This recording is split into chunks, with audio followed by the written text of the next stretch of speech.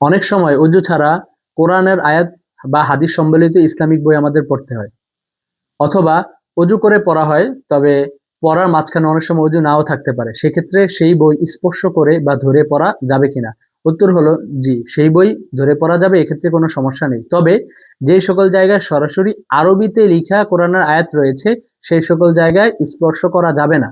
তবে সেই সকল আয়াতের আশপাশে খালি অংশ, সাদা অংশ, সেই সকল জায়গায় ধরে পড়া যাবে, এক্ষেত্রে কোনো সমস্যা নেই। তবে কোরআনের আয়াতের যে তর্জমা রয়েছে এবং ব্যাখ্যা বিশ্লেষণ রয়েছে বাংলায়, সেগুলো ধরে পড়া যাবে, এক্ষেত্রে কোনো সমস্যা নেই। এবং হাদিস, আরবি হাদিস এবং বাংলা হাদিস উভয়টাই অজু ছাড়া স্পর্শ করা যাবে, তবে উত্তম হলো আরবি যেই হাদিসগুলো রয়েছে সেগুলো অজু করে স্পর্শ করা।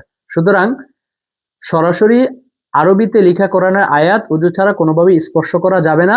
তবে কোরআনের তর্জমা এবং ব্যাখ্যা এবং হাদিস এগুলো অজু ছাড়া স্পর্শ করা যাবে।